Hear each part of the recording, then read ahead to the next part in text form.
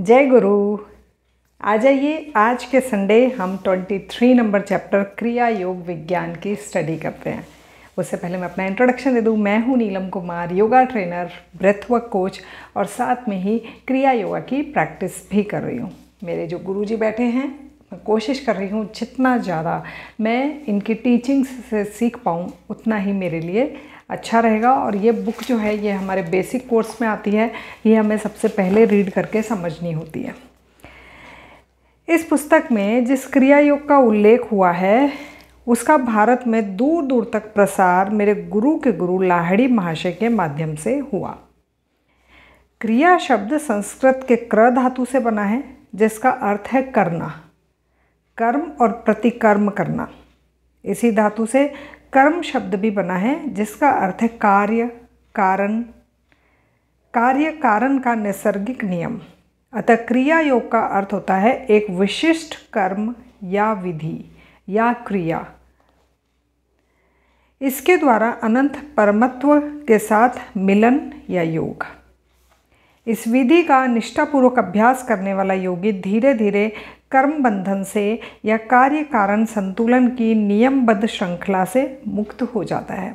इस पुस्तक में मैं क्रिया योग का पूर्ण विवरण नहीं दे सकता। ये कौन कह रहे हैं? जो परमहंस योगानंद जी हैं वो कह रहे हैं कि इस पुस्तक में मैं क्रिया योग का पूर्ण विवरण नहीं दे सकता। इसकी वास्तविक प्रविधि योगदा सत्संग सोसाइटी या फिर सेल्फ रियलाइजेशन फेलोशिप के किसी अधिकृत क्रिया योगी से सीखनी चाहिए। तो जी बिल्कुल सही बात है, क्योंकि टीचिंग्स में बहुत कुछ है, बहुत सारी एक्सरसाइजेज हैं, बहुत सारी टेक्निक्स हैं। तो ये बता रहे हैं कि या तो जैसे भारत में योगदा सत्संग सोसाइटी ऑफ इंडिया के नाम से है, जिसे आप गूगल कर सकते हैं, ढूंढ सकते हैं और इनकी टीचिंग्स सीख सकते हैं।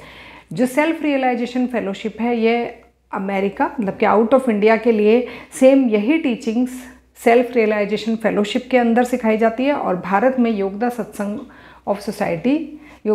सोसाइटी ऑफ इंडिया के अंतर्गत सिखाई जाती है। तो मैं योगदा सत्संग सोसाइटी के अंतर्गत सीख रही हूँ। क्रिया योग एक सरल मन कायिक प्रणाली है, जिसके द्वारा मानव रक्त कार्बन रहित होकर ऑक्सीजन से पूरित हो जाता है। इस अतिरिक्त ऑक्सीजन के अणु प्राण धारा में रूपांतरित हो जाते हैं, जो मस्तिष्क और मेरुदंड के चक्रों में नव शक्ति का संचार कर देती है। शिराओं में बहने वाले अशुद्ध रक्त का संचय रुक जाने से योगी उत्तकों में होने वाले ह्रास को रोक सकता है या कम कर सकता है। उन्नत योगी अपनी कोशिकाओं को प्राण शक्ति में रूपांतरित कर देता है। वैसे तो ये बुक रीडिंग के बीच में मेरा पर्सनल ओपिनियन मुझे नहीं देना चाहिए, लेकिन अगर आप ये बुक की रीडिंग सुन रहे हैं तो मैं आपको एक चीज़ बताना चाहूँगी, वो ये कि अगर आप इनकी टीचिंग्स मतलब कि इनके सेंटर पे रजिस्ट्रेशन कराते हैं और आप इनके स्टूडेंट बन जाते हैं, तो जिस तरीके से कॉलेज में नहीं पढ़ाई होती कि आपको बुक मटेरियल आएगा, आपको बुक्स में बहुत सारी चीज़ें होंगी जो आपको पढ़नी होगी प्लस प्रैक्टिस करनी होगी, मतलब थ्योरी प्लस प्रैक्टिकल। तो वो चीज़ मुझे सबसे अच्छी लगी, क्योंकि हम जगह जगह से बहुत कुछ सीखते हैं। स्पिरिचुअल ग्रोथ के लिए हमने यहाँ वहाँ सब जगह से बहुत कुछ सीखा है, लेकिन हमारे पास कोई ऑथेंटिक मटेरियल नहीं होता। हमको कई बार नोट्स बनाने के लिए भी बाकी सब सेंटर्स पे मना कर दिया जाता है कि नहीं, आपको कुछ नहीं बनाना है, हमारे सीक्रेट्स डिस्क्लोज़ नहीं करने। सीक्रेट्स ये भी डिस्क्लोज़ नहीं कर रहे हैं, लेकिन जो स्टूडेंट्स हैं उनको दिल खोल के सिखा रहे हैं। आप इनकी बुक्स जो हैं, जो कोर्स की बुक हैं वो तो रीड करेंगे ही, उसके अलावा जो बुक्स ओपन फॉर ऑल है, जो बहुत ज़्यादा पूरे इंडिया में वर्ल्ड में बिक रही हैं, उनको भी पढ़ के आप अपनी स्पिरिचुअल ग्रोथ कर सकते हो। पर होता है ना कि जब हम कुछ पढ़ रहे होते हैं, जब इन्हीं की टीचिंग्स को पढ़ रहे होते हैं, तो बहुत सारी क्वेरीज आती हैं दिमाग में। यूँ सोचते हैं कि किससे पूछें। तो ये एक पूरी कम्युनिटी बन जाती है जहाँ पे आपकी प्रैक्टिसेस हो रही हैं और आपकी कुछ क्वेरीज आ रही हैं, तो आपके जो सीनियर्स होते हैं वही आपको हेल्प करते हैं उन क्वेरीज को सॉल्व करने में। तो जिस तरीके से मुझे बुक रीडिंग का हमेशा से शौक़ रहा है, तो मैंने हमेशा उस टीचिंग को ढूंढने की कोशिश करी है जिसमें किताबें हों, जिसमें थ्योरी हो, जिसमें प्रैक्टिकल हो, जिसमें एग्ज़ाम हो, और फिर मैं उसको एंजॉय करूँ, बिल्कुल कॉलेज जैसी पढ़ाई। तो इसीलिए मैंने इनकी जो टीचिंग्स है उसमें अपने आप को एनरोल करा। आप लोग अपनी इच्छा से और भी कई टीचिंग्स और भी कई स्पिरिचुअल ग्रोथ के लिए भारत में तो बहुत सारे गुरु हैं जिनसे आप सीख सकते हैं। तो अगर आप इस टीचिंग के बारे में बात करेंगे तो आपकी टीचिंग इस तरीके से चलेगी कि आपको बुक भी प्रोवाइड कराई जाएगी और साथ में आपको प्रैक्टिकल्स सिखाए जाएंगे सीनियर मॉन्क्स के द्वारा। लाहिड़ी महाशय को यह विज्ञान उनके महान गुरु बाबा जी से प्राप्त हुआ था, जिन्होंने इसके लुप्त हो जाने के बाद फिर से परिष्कृत किया। बाबा जी ने इसे क्रिया योग का सीधा साधा सा नाम दिया। बाबा जी ने लाहिड़ी महाशय से कहा था, क्रिया योग उसी विज्ञान का पुनरुत्थान है जो श्री कृष्ण ने सहस्राब्दियों पहले अर्जुन को दिया था और जो बाद में Patanjali, Isa Masih, Saint John, Saint Paul और ईसा मसीह के अन्य शिष्यों को भी प्राप्त हुआ। मतलब ये तो हमें पता है कि श्री कृष्ण जो है उन्होंने अर्जुन को बहुत कुछ सिखाया, लेकिन क्या सिखाया वो हम गीता में कई बार पढ़ते हैं, लेकिन खुद पे अप्लाई करने के लिए पर्टिकुलर वो टेक्निक्स क्या हैं वो इस क्रिया योगा में आती है। तो ये जो टेक्निक है ये महाअवतार बाबा जी जो है उन्होंने डिस्क्लोज़ करी और इस दुनिया में, मतलब कि अभी देख लीजिए आप 2024 चल रहा है, अभी तक वो टेक्निक्स आम जनता के लिए जो कोई भी इंटरेस्टेड है खोल दी गई हैं और आपको एक ऑथेंटिक तरीके से उसमें पढ़ाया जाएगा। भगवत गीता में भगवान श्री कृष्ण एक श्लोक में कहते हैं, अपान वायु में प्राण वायु के हवन द्वारा और प्राण वायु में अपान वायु के हवन द्वारा योगी प्राण और अपान दोनों की गति को अवरुद्ध कर देता है। वो बहुत गहरी टीचिंग है। हमारे शरीर में कई तरीके की वायु जो है वो मतलब कि बोलते हैं ना इधर से उधर विचरण करती रहती है, घूमती रहती है। तो इसमें बोल रहे हैं कि अपान वायु में प्राण वायु के हवन द्वारा और प्राण वायु में अपान वायु के हवन द्वारा योगी प्राण और अपान दोनों की गति को रुद्ध कर देता है और इस प्रकार वह हृदय से मुक्त कर लेता है। इस प्रकार वह अपने आप को हृदय से मुक्त कर लेता है और प्राण शक्ति पर नियंत्रण प्राप्त कर लेता है। अब ये बहुत डीप है, आप इनके ही किसी सेंटर के किसी मॉन्क से समझ सकते हैं, लेकिन मैं एक सिंपल शॉर्ट लैंग्वेज में अगर बताऊं तो हमारी जो सेंसेस हैं पांचों, वो सेंसेस पूरा दिन कुछ ना कुछ रिकॉर्ड कर रही हैं और अपने अंदर स्टोर कर रही हैं, है ना। तो ये कह रहे हैं कि आप दुनिया से कनेक्टेड रहते ही हो और ये सारी जो स्पिरिचुअल ग्रोथ है ये आपकी रुक जाती है, पॉज हो जाती है। तो किस तरीके से अपने प्राण को, अपनी एनर्जी को यूज़ करा जाए कि आपकी स्पिरिचुअल ग्रोथ भी चलती रहे और लाइफ में जो आपके रिस्पॉन्सिबिलिटीज़ हैं as a mother, as father, as daughter या जो भी आपकी रिस्पॉन्सिबिलिटीज़ हैं वो भी आप पूरी कर पाएँ। तो वो इन्होंने टेक्निक सिखाई है। तात्पर्य यह है आ गया यहाँ पे तात्पर्य भी, इसका मीनिंग मतलब ये है, योगी फेफड़ों और हृदय की कार्यशीलता को शांत कर प्राण शक्ति की उस अतिरिक्त आपूर्ति की सहायता से शरीर में होने वाले परिवर्तनों को भी रोक लेता है। इस प्रकार हास्य और वृद्धि दोनों को रोककर योगी प्राण नियंत्रण सीख लेता है। अब ये मान लीजिए कि हमारा हार्ट और हमारे लंग्स ये दोनों जनरेटर हैं। हमारे शरीर को चलाने के लिए इनको पूरे समय चलना पड़ेगा। जिस दिन पैदा हुए तब से लेकर जिस दिन जाएंगे तब तक इनको तो चलना ही पड़ेगा और इनको चलने के लिए हमेशा फ्यूल चाहिए, पेट्रोल चाहिए। और पेट्रोल जो फ्यूल जो है वो कई तरीक़ों से आता है, हमारी ब्रीदिंग से आया, भोजन से आया। तो ये कह रहे हैं कि तुम जो फ्यूल दे रहे हो हार्ट और लंग्स को चलाने के लिए, वही पेट्रोल को आप हार्ट और लंग्स को अगर थोड़ा सा स्मूथ कर लें, थोड़ा सा स्लो कर लें या अपने कंट्रोल में कर लें। कहते हैं ना कि जब आप ध्यान की प्रैक्टिस करते हो, पीस और कामनेस फील करते हो, तो वो तभी होता है जब आपका हार्ट का जो बीट है, हार्ट बीट है, वो थोड़ा सा स्मूथ हो जाता है।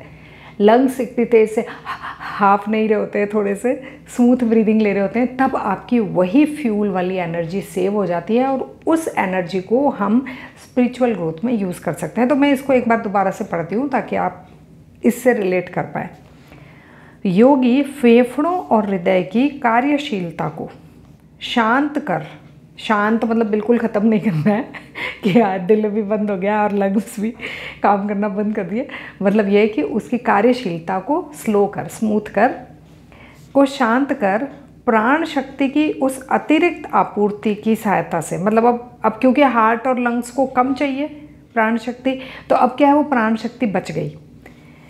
योगी फेफड़ों हृदय की कार्यशीलता को शांत कर प्राण शक्ति की उस अतिरिक्त आपूर्ति की सहायता से शरीर में होने वाले परिवर्तनों को भी रोक सकता है। अब शरीर में होने वाले परिवर्तन कौन से हो सकते हैं? एज के साथ में बूढ़े होना, अब बोलते हैं ना योगी बूढ़ा ही नहीं होता है ना, या बहुत धीरे बूढ़ा होता है, बीमारियां आना, तो ये बोल रहे हैं कि शरीर में होने वाले परिवर्तनों को रोका जा सकता है या उसकी स्पीड स्लो करी जा सकती है। स्पीड स्लो मैं अपनी तरफ से बोल रही हूँ, इसमें नहीं लिखा है, ठीक है। आपूर्ति की सहायता से शरीर में होने वाले परिवर्तनों को भी रोक देता है। इस प्रकार हास्य और वृद्धि यानी कि कुछ कमी या बढ़त दोनों को रोककर योगी प्राण नियंत्रण सीख लेता है। गीता के कुछ श्लोकों में कहा गया है, वह ध्यान पारंगत मुनि सदा के लिए मुक्त हो जाता है जो चरम लक्ष्य की प्राप्ति के लिए अपनी दृष्टि को भूमध्य में स्थित करके नासिका तथा फेफड़ों में विचरने वाले प्राण और अपान का निराकरण यानी कि सम टोटल करते हुए बाहरी विषय भोगों से अपने ध्यान को हटाने में और इच्छा, भय तथा क्रोध को निकाल बाहर करने में समर्थ है, और जिसने अपने इंद्रियग्राही मन और बुद्धि को जीत लिया है। मतलब यही है ना कि पूरा दिन हमारी बुद्धि और हमारा मन ही तो हमें नचाता रहता है, ये करो वो करो, या बहुत अच्छी अच्छी प्लानिंग्स भी बनवाता है कि कल से तो मैं योगा करूँगी या कल से मैं वॉक पे जाऊँगी, और फिर वही प्लानिंग्स को एग्जीक्यूट करने में हेल्प भी नहीं करता, हमें ही पीछे खींच लेता है। तो ये कह रहे हैं कि हम मन और बुद्धि को अगर जीत लेते हैं इन सब प्रैक्टिसेस से, तो हम अपनी लाइफ को, मतलब अपने जो लाइफ है उसको सक्सेसफुली एंजॉय कर सकते हैं, एक मुनि के जैसे, एक योगी के जैसे। ऋषि पतंजलि ने लिखा है, शारीरिक तप, मनोनिग्रह तथा ओम का ध्यान मिलाकर क्रिया योग बनता है। ध्यान से सुनिए, शारीरिक तप यानी कि ऑब्वियसली हमको बैठना तो पड़ेगा ही, जो भी इनके टेक्निक्स हैं उसके लिए, ध्यान के लिए या कुछ भी एक्सरसाइजेस बताई हैं उसके लिए। तो शारीरिक तप, मनोनिग्रह तथा ओम का ध्यान मिलाकर, मनोनिग्रह यानी कि मन, अगर हम होता है ना मोस्टली ध्यान में बैठते हैं और तभी ओवर थिंकिंग आने लग जाती है, आगे पीछे शायद नहीं आएगी लेकिन ध्यान में ढेरों विचार आने लग जाते हैं। तो कह रहे हैं उसको, उस पर भी मेहनत करनी है। शारीरिक तप प्लस मनोनिग्रह, मतलब मन पे निगाह रखना, तथा ओम का ध्यान और फिर ओम का ध्यान, ये तीनों मिलकर क्रिया योग बनता है। शारीरिक तप, मनोनिग्रह तथा ओम का ध्यान, ये तीनों मिलकर क्रिया योग बनता है। ध्यान में सुस्पष्ट सुनाई देने वाले ओम के ब्रह्मनाद को पतंजलि ईश्वर कहते हैं। ओम सृष्टिकर्ता शब्द ब्रह्म है, वह स्पंदनशील सृष्टि यंत्र गुंजन है और ईश्वर के अतिरिक्त अस्तित्व का साक्षी है। योग का नया साधक भी शीघ्र ही ओम की अद्भुत ध्वनि को सुन सकता है। इस परमानंदमय आध्यात्मिक प्रोत्साहन से उसे पूर्ण विश्वास हो जाता है कि सूक्ष्म लोकों से उसका संपर्क हो रहा है। ऐसा बोला जाता है ना कि प्लैनेट अर्थ के अलावा और भी कई तरीके के प्लैनेट्स हैं और भी कई लोक हैं, जो कि हमने महाभारत रामायण के सीरियल्स में भी देखा है। तो ये कह रहे हैं कि जब आप अपने आप को इतना शांत कर लेते हो तो आप दूसरे लोगों से संपर्क करने की, जो बोलते हैं ना, आपको फील आता है, कोशिश जो आपकी रहती है, मतलब कि आपको पूर्ण विश्वास हो जाता है कि सूक्ष्म लोकों से उसका संपर्क हो रहा है, उसका मतलब जो प्रैक्टिस कर रहा है उसका। पतंजलि प्राणायाम की चर्चा इस प्रकार करते हैं। उस प्राणायाम द्वारा मुक्ति प्राप्त की जा सकती है जो श्वास और प्रश्वास के गति विच्छेद से निष्पन्न हो जाता है। अच्छा, उस प्राणायाम द्वारा मुक्ति प्राप्त की जा सकती है जो श्वास और प्रश्वास के गति विच्छेद से निष्पन्न हो जाता है। मतलब यह हमें पता है कि हम इनहेल करते हैं श्वास, एक्सेल करते हैं प्रश्वास। जितना स्पीड से करेंगे, जितना ज़्यादा करेंगे, उतना ही हमारा मन विचलित रहेगा। जितना हम उसको अपने कंट्रोल में कर लेंगे, स्मूथ कर लेंगे, उतना ही हमारा मन शांत रहेगा। तो ये कह रहे हैं कि जो इस इनहेल और एक्सेल पे कंट्रोल कर लेता है, उसको अपने अकॉर्डिंग चला लेता है, वो निष्पन्न हो जाता है। बहुत गर्मी है बिकॉज़ मेरी वीडियो साफ़ आए इसलिए एसी पंखा कुछ भी नहीं चल रहा है और पता चल रहा है कि बहुत गर्मी लग रही है। यस, सेंट पॉल प्राण शक्ति को इंद्रियों में प्रवाहित कर सकते थे और उसे इंद्रियों से वापस भी खींच सकते थे। बहुत बहुत बड़ी बात बोली है। इंद्रियां मतलब हमारे पांचों सेंसेस, आँख, नाक, कान। अब अगर मैं यहाँ पे बोल रही हूँ तो मेरी एक एनर्जी बोलने में भी निकल रही है ना। मैं जो बोल रही हूँ, आप इस वीडियो को सुन रहे हैं तो आपकी एनर्जी सुनने में भी यूज़ हो रही है, और अगर आप मुझे देख रहे हैं तो देखने में भी यूज़ हो रही है। तो हमारे ये पांचों सेंसेस जो हैं ये कोई ना कोई एनर्जी, प्राण शक्ति को यूज़ करते रहते हैं। तो ये कह रहे हैं कि सेंट पॉल प्राण शक्ति को ईसा मसीह के जो गुरु, ईसा मसीह ने जो क्रिश्चियंस हैं उनके जो गुरु हैं उनके बारे में बता रहे हैं। सेंट पॉल प्राण शक्ति को इंद्रियों में प्रवाहित कर सकते थे। मतलब कि अगर मैं बोल रही हूँ और आप सुन रहे हैं तो हमारी एनर्जी इंद्रियों में प्रवाहित हो रही है, हमारे सेंसेस में बह रही है, और उसे इंद्रियों से वापस खींच भी सकते थे। अब अगर मैं यहीं पे चुप हो गए और ध्यान में बैठ गई तो जो मेरे माउथ से प्राण शक्ति यूज़ हो रही थी इस चैप्टर को एक्सप्लेन करने में, और अगर मैं यूँ चुप हो गई तो मैंने अपने इस सेंस से एनर्जी को खींच लिया, रोक लिया। तो ये कह रहे हैं कि वो अपनी मर्जी से जब चाहे वो इन सेंसेस को एनर्जी देते थे और जब चाहे इन सेंसेस से एनर्जी खींच लेते थे। आपने बहुत सारे योगियों के बारे में सुना होगा, वो जब ध्यान करने बैठते थे तो उनको बाहर का ना सुनाई देता था ना दिखाई देता था, है ना। तो ये बोल रहे हैं कि जो योगी या मुनि होते हैं वो अपने इंद्रियों में एनर्जी जब चाहे तब भी एक योगी जो है वो भी अपने दैनिक काम तो करते ही हैं, नहाना, खाना, पीना।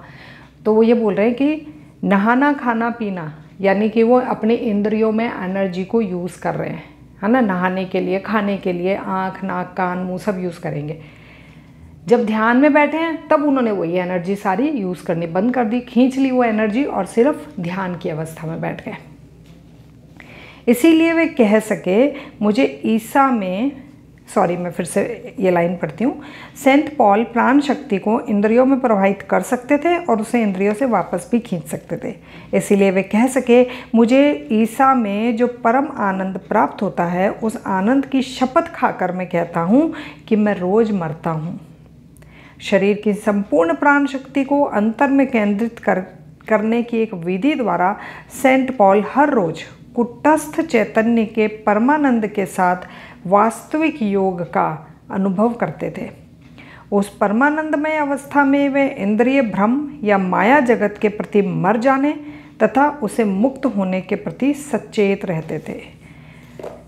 अब अगर मैं आपसे बात कर रही हूँ, आपको वीडियो में मतलब ये चैप्टर बोल कर सुना रही हूँ, इट मीन्स कि मैं अब इस दुनिया के लिए ज़िंदा हूँ।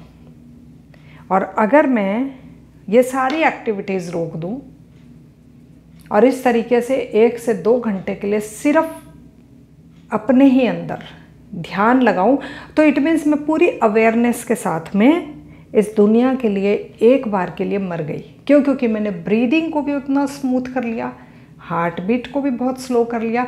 और यही आपने 1-2 बार सदगुरु जी की वीडियो में भी सुना होगा कि सदगुरु जी के ऊपर मेडिकल रिसर्च टीम ने जब सारे इक्विपमेंट्स लगा के रिसर्च करी कि ध्यान की अवस्था में क्या होता है, तो जो टीम है उनको कुछ पलों के लिए ऐसा लगा कि सदगुरु जी गए, तो उन्होंने उनको नोक करना शुरू करा, किसी चीज़ से हल्का सा ऐसे दबाना या घुटने पे या कहीं पे नोक करना शुरू करा। तो सदगुरु जी ने सोचा कि शायद ये इनके एक्सपेरिमेंट का कोई पार्ट है। उन्होंने कोई रिस्पॉन्स नहीं करा, वो वैसे ही बैठे रहे कि भाई इनका जो भी ये कैलकुलेशन कर रहे हैं या जो भी ये रीडिंग्स नोट डाउन कर रहे हैं ध्यान की, वो करने दें। तो वो ध्यान की अवस्था में बैठे रहे। लेकिन वो जब नोक तेज करने लगे ये जानने के लिए कि ये व्यक्ति जिंदा है, तो सदगुरु जी ध्यान से बाहर आए और बोले कि भाई दर्द हो रहा है मुझे। तो बोले कि ये सारे मेरे जो इंस्ट्रूमेंट हैं, जो उनका मॉनिटर है, जो हार्ट बीट को मेज़र कर रहा है, जो लंग्स की ब्रीदिंग को मेज़र कर रहा है, वो सब धीरे धीरे धीरे धीरे ज़ीरो पे चले गए। बिल्कुल वैसे जैसे कोई डेथ की अवस्था में अगर उस पर इंस्ट्रूमेंट लगा के मेज़र करे तो ना तो उसे हार्ट बीट सुनाई देगी ना ब्रेथ रेट सुनाई देगा। तो कुछ वैसा सा एक्सपीरियंस ये योगी लोग कर लेते हैं, बहुत ही स्मूथ। अगर आप इसको एक सिंपल एग्जांपल से लेके ऐसा समझें कि आप किसी कार में जा रहे हैं, वो कार जब चलना स्टार्ट हुई तो धीरे धीरे उसने स्पीड 10, 20, 30, 50, 60 पकड़ी, ठीक है। अब अगर उस कार को एक एवरेज 60 की स्पीड से, रोड अगर बहुत स्मूथ है, 60 की स्पीड से ही चलाते रहे और आप हल्की सी नींद में हैं,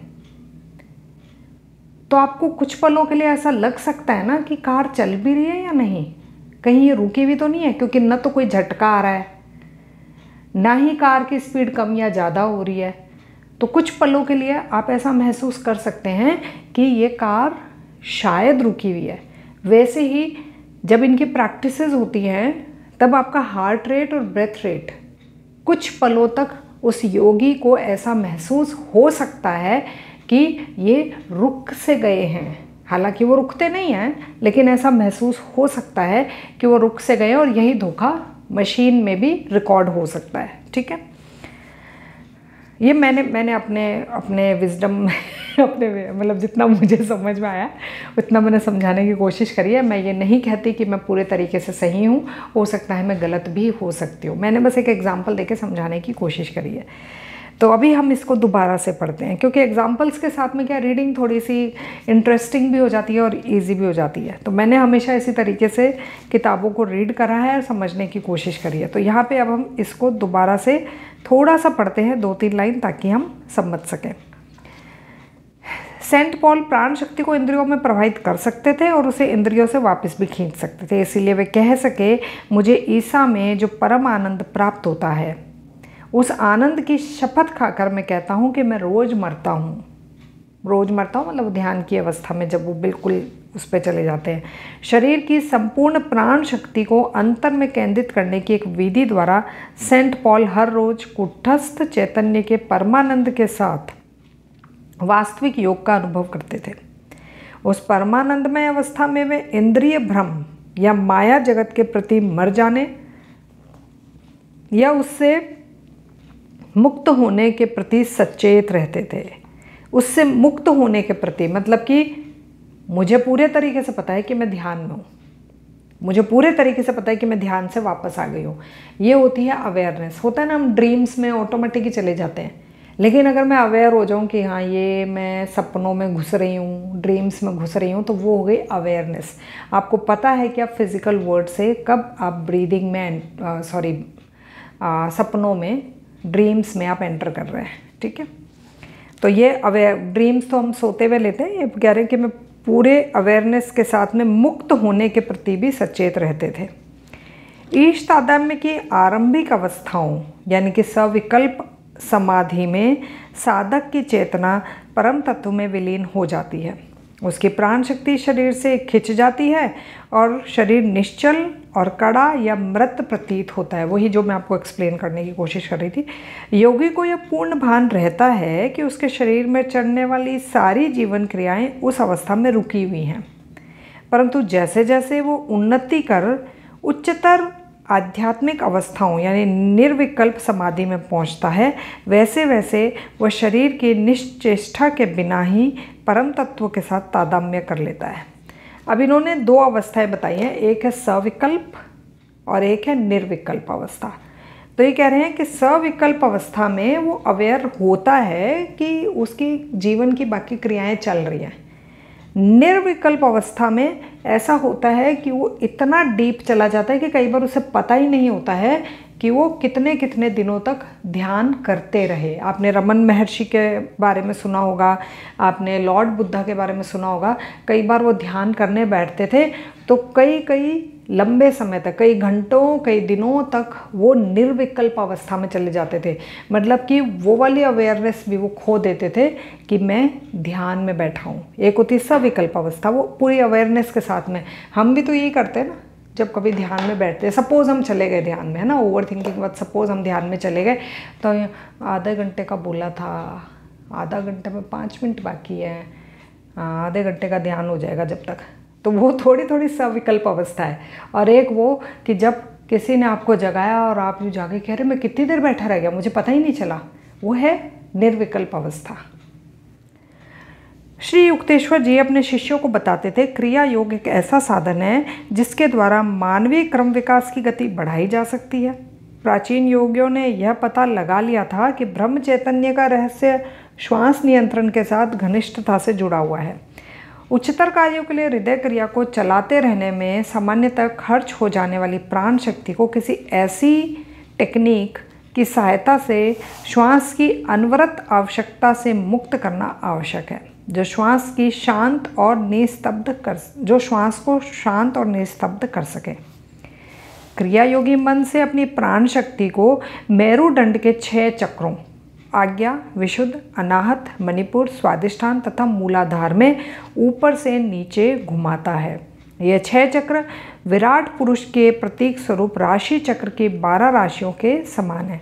देखिए ये चैप्टर है ना, सबसे ज़्यादा डिफ़िकल्ट कह सकते हैं और सबसे ज़्यादा समझने के लिए आपको इसमें समय मिलेगा। तो मैं जैसा ऑब्ज़र्व कर रही हूँ कि मैंने स्पीड बहुत स्लो कर लिया आपको अपने तरीके से समझाने के चक्कर में। तो मैं कोशिश करती हूँ कि ये पूरा चैप्टर मैं रीड करूँ और आप लोग अपने तरीके से इसको समझने की कोशिश करें। ये 6 चक्र विराट पुरुष के प्रतीक स्वरूप राशि चक्र की 12 राशियों के समान है। मनुष्य के सूक्ष्मग्राही मेरुदंड में आधे मिनट के प्राण शक्ति के ऊपर नीचे प्रवहन से उसके क्रम विकास में सूक्ष्म प्रगति होती है। मानव में सूक्ष्मदेह सर्वदर्शी आध्यात्मिक नेत्र रूपी सूर्य की परिक्रमा करने वाली 6 ध्रुवता की गणना से 12 चक्र रूपी राशियों और स्थूल जगत के सूर्य एवं 12 राशियों के बीच परस्पर संबंध है। प्राचीन ऋषियों ने यह ढूंढ निकाला कि मानव सांसारिक और आकाशीय परिस्थितियां उसे 12 चक्र के काल चक्र के क्रम में स्वाभाविक उन्नति के उसके मार्ग पर आगे सरकाती हैं। 8.5 घंटे में की गई 1000 क्रियाएं योगी में एक दिन में 1000 वर्ष का नैसर्गिक विकास लाती हैं। अब यहाँ पे ध्यान से सुनिए, 8.5 घंटे मतलब कि आपको जो इनकी 1000 क्रियाएं हैं ना, मैं तो अभी स्टार्टिंग की स्टूडेंट हूँ इसलिए मुझे इतनी सारी क्रियाएं तो मैंने अभी सीखी नहीं है। तो ये बोल रहे हैं कि 8.5 घंटे में की गई 1000 क्रियाएं मतलब कि टेक्निक्स मान लीजिए आप ना। तो 1000 टेक्निक्स यानी कि अगर कुछ उच्चारण करने के लिए बोला है तो वो एक टेक्निक हो गई, कोई ब्रीदिंग बोली है तो वो एक टेक्निक हो गई। तो ये बोल रहे हैं कि 8.5 घंटे में की गई 1000 क्रियाएं योगी में एक दिन में 1000 वर्ष का नैसर्गिक विकास लाती है। मतलब आप 1000 वर्ष आगे बढ़ जाते हैं। एक वर्ष में 3,65,000 वर्षों का विकास। हालांकि बहुत सारे स्टूडेंट हैं और आई थिंक जो पिछले 35, 40, 45 साल से प्रैक्टिस कर रहे हैं वो शायद ये क्रियाएं करते होंगे। मैं कई बार सेंटर पे कई सीनियर स्टूडेंट्स जो बहुत बुज़ुर्ग हो चुके हैं उनसे मिली हूँ, तो वो बताते हैं, लेकिन बहुत ज़्यादा डिटेल में कभी भी ना पूछ सकते हो और ना ही वो बता पाते हैं।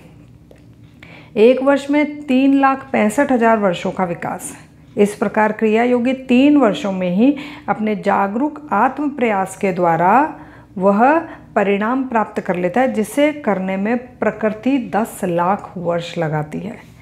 क्रिया योग का नया साधक दिन में 2 बार केवल 14 या 24 क्रिया करने के साथ अपनी साधना शुरू करता है। अनेक योगी 6 या 12 या 24 या 48 वर्षों में मुक्ति के अपने लक्ष्य को पा लेते हैं। ओह 48 वर्षों। मैं एक यहाँ पे कोई क्रिया योगी है उनसे मिली थी, वो बोले कि उनको 42 या पता नहीं 40 साल हो गए प्रैक्टिस करते हुए। जो योगी केवल्य ज्ञान की प्राप्ति से पहले ही दिवंगत हो जाता है, उसके साथ क्रिया प्रयास के अच्छे कर्म संलग्न रहते हैं। अपने नए जन्म में वह अपने चरम लक्ष्य की ओर स्वाभाविक रूप से प्रेरित होता है। क्रिया की पद्धतियाँ ऐसी हैं कि यह अभ्यास करने में आसान है और निश्चित रूप से फल देने वाली हैं। इनके अभ्यास को सीधे सीधे बढ़ाते जाने से मनुष्य के शरीर में दिन प्रतिदिन सूक्ष्म परिवर्तन होते जाते हैं और शरीर अंततः उस महाप्राण शक्ति की अनंत संभावनाओं को व्यक्त करने के योग्य हो जाता है। यह प्राचीन यौगिक प्रविधि श्वास को मन घसत्व में परिवर्तित कर देती है। जैसे जैसे आध्यात्मिक उन्नति होती है वैसे वैसे साधक श्वास को केवल एक मनोधारणा के रूप में जानने लगता है। मनुष्य की श्वास गति और उसकी चेतना की भिन्न भिन्न अवस्थाओं के अनेकानेक उदाहरण दिए जा सकते हैं। किसी व्यक्ति का चित्त पूरी तरह मग्न हो, जैसे किसी गहन बौद्धिक वाद विवाद में या किसी असाधारण नाजुक या कठिन शारीरिक कर्तव्य करने में होता है, तो उसकी श्वास अपने आप बहुत धीरे चलती है। चित्त की मग्नता श्वास की धीमी गति पर निर्भर करती है। भय, काम, क्रोध आदि हानिकारक भाव आवेगों की अवस्थाओं में श्वास अनिवार्य रूप से असमान गति से चलती है। निद्रा से जो नवस्फूर्ति प्राप्त होती है उसका कारण है निद्रा के दौरान मनुष्य का शरीर एवं श्वास के प्रति अचेत होना।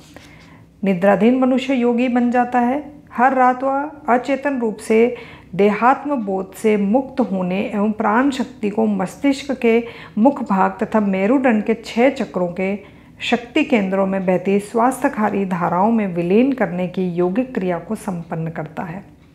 इस प्रकार मनुष्य निद्राधीन होकर उस महाप्राण शक्ति से पुनर्वेशित हो जाता है जो समस्त जीव जगत का प्राणाधार है। क्रिया योगी अपनी प्रविधि को अपने शरीर की समस्त कोशिकाओं को अक्षय प्रकाश से सराबोर करने के लिए और इस प्रकार उन्हें आध्यात्मिक चुंबकत्व की अवस्था में बनाए रखने के लिए प्रयुक्त करता है। वह वैज्ञानिक रूप से श्वास को अनावश्यक बना देता है और अपने अभ्यास के दौरान कभी निद्रा, अचेतना तथा मृत्यु की अधोमुखी अवस्थाओं में नहीं जाता। माया के अधीन या प्रकृति के नियम के अधीन जीने वाले मनुष्यों में प्राण शक्ति का प्रवाह बाह्य जगत की ओर होता है और इंद्रियों में व्यय हो जाता है, जैसा अभी हम पहले समझ रहे थे, तथा उसका दुरुपयोग होता है। क्रिया योग का अभ्यास इस प्रवाह को वापस मोड़ देता है और प्राण शक्ति को मन के द्वारा अंतर जगत में ले जाता है, जहाँ प्राण शक्ति मेरुदंड की सूक्ष्म शक्तियों के साथ पुनः एक हो जाती है। यह अपेक्षा की जाती है कि 10 लाख वर्षों की अवधि में मस्तिष्क रूपी भवन की इतनी शुद्धि हो जाएगी कि उसमें ब्रह्म चैतन्य प्रकट हो सके। परंतु क्रिया योगी एक आध्यात्मिक विज्ञान को प्रयुक्त कर प्रकृति के नियमों में इतने लंबे समय तक सावधानीपूर्वक पालन की आवश्यकता से अपने आप को मुक्त कर लेता है। आत्मा को शरीर से बांधकर रखने वाली श्वास रूपी डोरी को खोलकर क्रिया दीर्घायु प्रदान करती है तथा चेतना का अनंतता में विस्तार करती है। यह यौगिक प्रविधि मन और भोगलिप्त इंद्रियों के बीच चल रही खींचातानी को समाप्त कर देती है और साधक को अपने अनंत साम्राज्य पर पुनः अधिकार करने के लिए मुक्त कर देती है। अपने शरीर एवं मन का स्वामी बनकर क्रिया योगी अंततः अंतिम शत्रु मृत्यु पर विजय पा लेता है।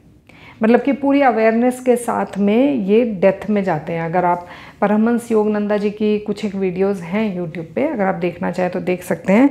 ये भी अपनी डेथ के साथ में पूरी अवेयरनेस के साथ में गए थे। आत्मचिंतन या एकांतवास अपने ईश्वरत्व की ओर लौटने की चेष्टा करते चिंतनशील मन को प्राण धाराएं बार बार इंद्रियों की ओर वापस खींच लाती है। सीधे प्राण शक्ति के ही द्वारा मन को नियंत्रित करने वाला क्रिया योग अंततः परमत्व की ओर जाने का सबसे सरल, सबसे प्रभावी और वैज्ञानिक मार्ग है।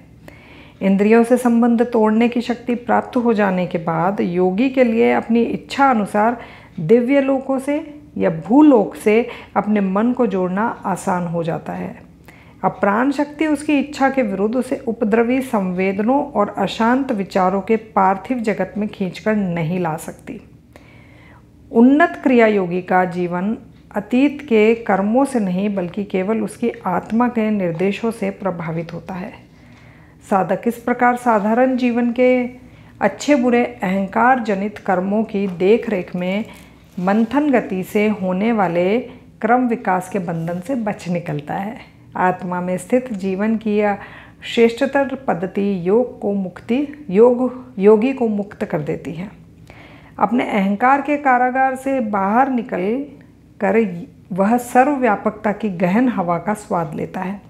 इसलिए जो 10 लाख वर्षों की अवधि को विद्रोह पूर्ण दृष्टि से देखते हैं, उनके लिए शरीर और मन अपने आप को अलग कर आत्मा के साथ जुड़ जाने की और इस प्रकार उस वृहद अवधि को नगण्य लगने वाली अल्पावधि में बदल देने की योगियों की पद्धतियां ही श्रेष्ठ कर हैं। बाह्य कर्मकांड अज्ञान का विनाश नहीं कर सकता क्योंकि ये दोनों परस्पर विरोधी हैं। शंकराचार्य ने अपने सुप्रसिद्ध आत्मबोध में लिखा है। तो ये लाइन किसने किन की लिए? शंकराचार्य, आदि शंकराचार्य जो थे। बाह्य कर्मकांड यानी कि हम बाहर जो भी एक्टिविटीज़ करते हैं, अज्ञान का विनाश नहीं कर सकता, क्योंकि ये दोनों परस्पर विरोधी हैं। अपरोक्षानुभूति में वे लिखते हैं, केवल अनुभूत ज्ञान ही अज्ञान को नष्ट कर सकता है। प्रश्न विचार के अतिरिक्त किसी और उपाय से ज्ञान मिलता है? मैं कौन हूँ? यह सृष्टि कैसे उत्पन्न हुई? इसका सृष्टा कौन है? इसका भौतिक कारण क्या है? इस प्रकार के प्रश्नों के विचार से यहाँ तात्पर्य है।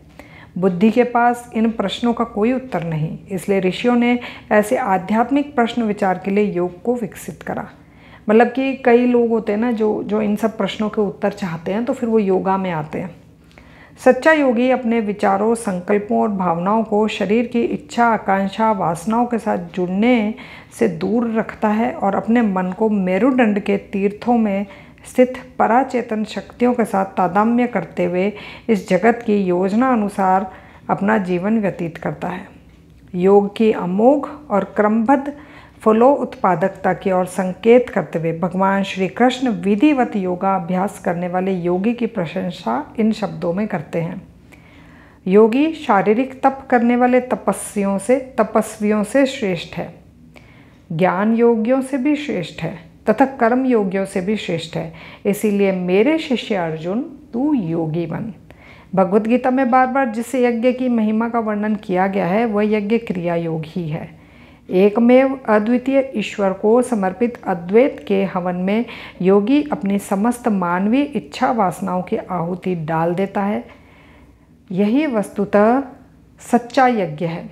इसमें ईश प्रेम की ज्वाला में सारी गत वर्तमान इच्छा वासनाएं जलकर राख हो जाती हैं।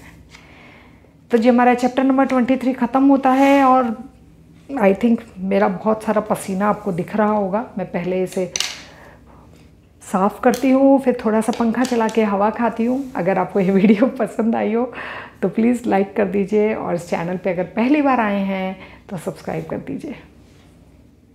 जय गुरु।